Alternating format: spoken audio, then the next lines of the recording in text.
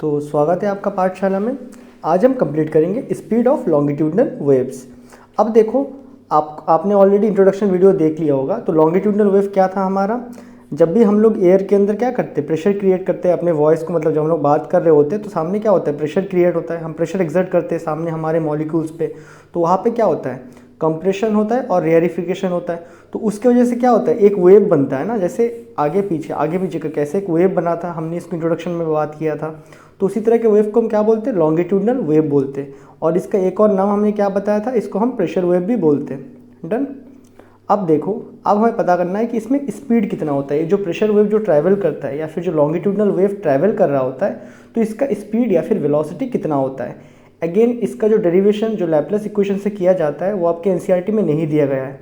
तो आपको just simply बताया कि जो तुम्हारा लॉन्गिट्यूडनल वेव का जो वेलोसिटी होता है वो किस पे डिपेंड करता है, वो तुम्हारा डिपेंड करता है बल्क मॉडुलस और डेंसिटी पे। आप इसको समझ सकते हो, जैसे देखो ये हमारे सामने क्या है, एयर मॉलिक्यूल्स होते हैं, इस तरह भरे भरे होते हैं। डन। ये होता है क्या, एयर मॉलिक्यूल्स एकदम भरा हुआ है हमारे सामने जब हम बात कर रहे होते हैं तब। सपोज मैं यहाँ पे खड़ा होकर बात कर रहा हूँ, तो ये क्या है, इसके मेरे सामने क्या है, ये सारे एयर मॉलिक्यूल्स है। जब मैं बात करूँगा तो मैं क्या करने वाला हूँ, यहाँ पे प्रेशर क्रिएट करूँगा। यहाँ पे क्या हो जाएगा, प्रेशर क्रिएट हो जाएगा। अब जब यहाँ पे प्रेशर क्रिएट होगा, मैंने आपको पहले भी बताया था, जब प्रेशर क्रिएट हुआ तो यहाँ पे डेंसिटी क्या हो गया, डेंसिटी चेंज होगा।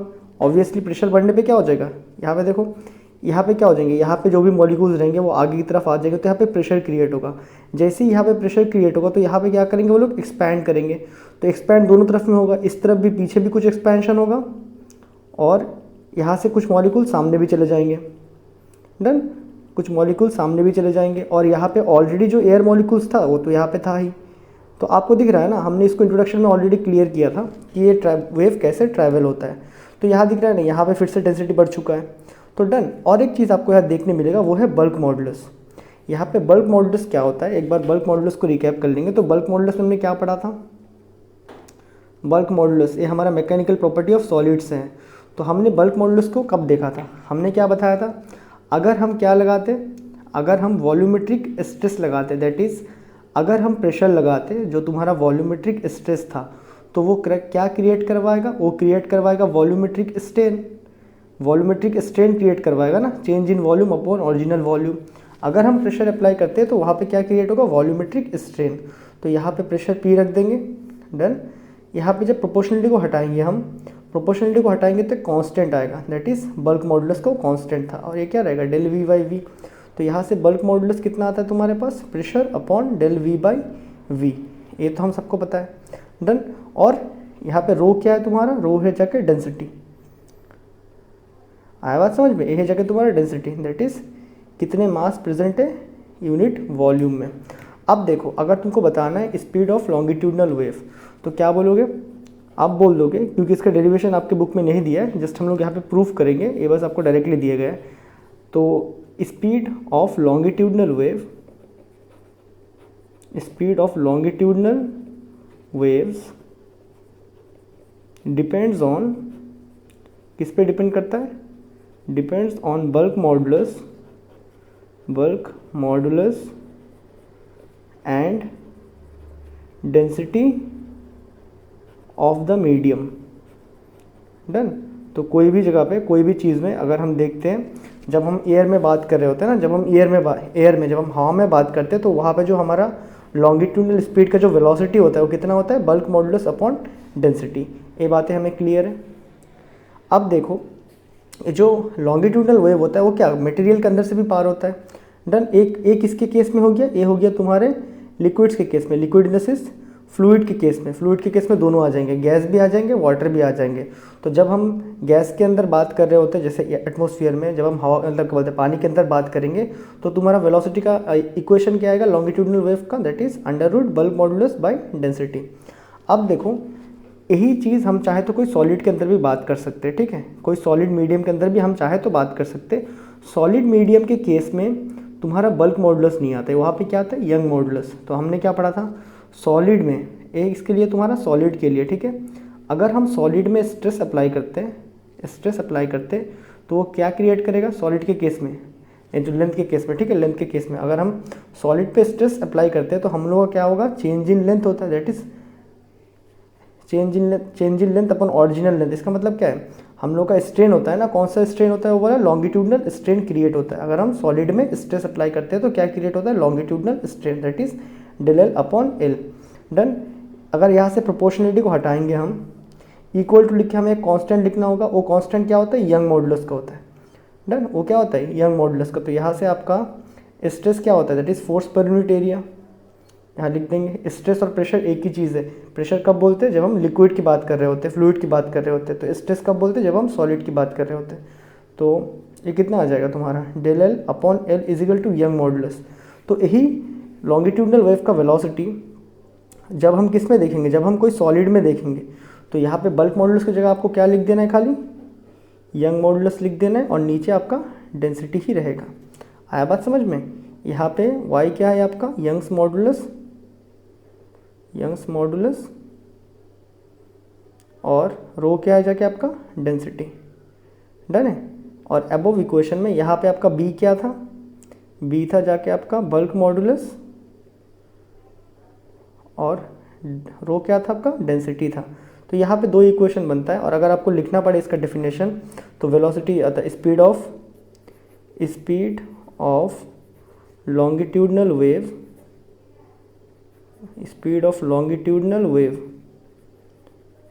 in solid medium किस किस पे डिपेंड करता है, medium depends on Young's modulus and density. तो इन दो चीज़ों पे डिपेंड करता है तुम्हारा लॉन्गिट्यूडनल वेव का वेलोसिटी, किसमें, अगर हम सॉलिड की बात कर रहे होते हैं। तो अब देखो यहाँ पे एक प्रूफ भी आता है, ठीक है। तो इस प्रूफ को कर लेते हैं। हमेशा एग्जाम में नहीं पूछता है, अगर पूछ देता है प्रूफ तो कैसे प्रूफ करेंगे। ये जो फॉर्मूला लिखा है ये सच है, कैसे प्रूफ करेंगे, डायमेंशन एनालिसिस से। तो हमें क्या करना है, वेलोसिटी ऑफ ए लेते हैं, ठीक है, फ्लूइड, इसके आपको डायमेंशन दिखा देते हैं। वेलोसिटी ऑफ आपका फ्लूइड में लॉन्गिट्यूडनल वेव, जब भी हम लोग velocity of longitudinal wave in fluid निकालते हैं तो किसके बराबर होता है, under root beta upon density. अब देखो ये है लेफ्ट हैंड साइड, तो लेफ्ट हैंड साइड का डायमेंशन चेक करो। वेलोसिटी होता है, वेलोसिटी किस किस से होता है, वेलोसिटी क्या होता है तुम्हारा, डिस्प्लेसमेंट अपॉन टाइम होता है ना। तो इसका तुम डायमेंशन निकालोगे, वेलोसिटी का डायमेंशन निकालोगे तो क्या आएगा तुम्हारे पास, डिस्प्लेसमेंट को किस में नापते हो, लेंथ में, बाई टाइम। टाइम जब ऊपर चलेगा कितना आएगा, माइनस ए आ गया आपका वेलोसिटी का डायमेंशन। अभी राइट हैंड साइड को एक बार चेक करो। राइट हैंड साइड में क्या है, बल्क मॉडुलस। अब पहला बात, बल्क मॉडुलस का यूनिट क्या है वो पहले देख लो। तो अब देखो यहाँ पे चेंज इन वॉल्यूम, यहाँ पे बल्क मॉडुलस लिखा है ना, चेंज इन वॉल्यूम क्या आएगा, मीटर क्यूब में आएगा वॉल्यूम का चेंज। ओरिजिनल वॉल्यूम उसको भी मीटर में नापेंगे, तो ये तो कट गया। अब प्रेशर का यूनिट क्या होता है, न्यूटन पर मीटर स्क्वायर, यही होता है ना प्रेशर का यूनिट। तो यहाँ पे राइट हैंड साइड में जब हम निकालेंगे बल्क मॉडुलस के यूनिट, तो यहाँ पे मैं बल्क मॉडुलस का डायमेंशन निकाल रहा हूँ। तो ये क्या होता है तुम्हारा, न्यूटन पर मीटर स्क्वायर लिख दिया।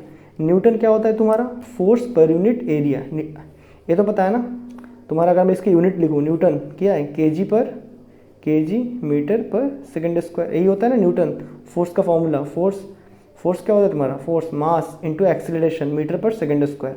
यहाँ से मीटर कटा, इसका डायमेंशन निकालोगे खाली। अगर आप बल्क मॉडुलस का डायमेंशन निकालते हो, केजी का क्या आएगा, मास का एम, नीचे मीटर का एक ही मीटर बचा, that is L inverse second. ये भी क्या है, -2 ऊपर जाएगा। तो ये हुआ बल्क मॉडुलस का डायमेंशन।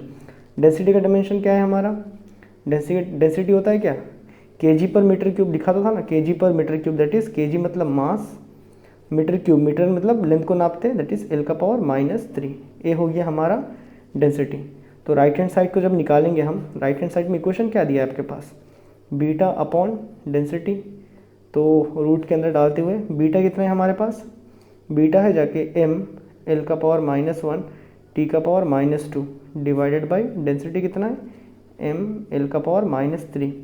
mm यहाँ से कट गया, आपके पास अंदर बच क्या रहा है, m का पावर, वो तो 0 हो गया। चलो यहाँ क्या बच रहा है, l का पावर -1, ये नीचे का जो l -3 ऊपर चलेगा तो क्या होगा, +3, और t का पावर बचता है -2। फाइनली यहाँ पे क्या बच जाएगा, l का पावर 2 और टी का पावर -2। तो इसको जब रूट से निकालेंगे दोनों स्क्वायर टर्म पे तो क्या आएगा, एल टी का पावर -1, ऐसे ही आ जाएगा ना।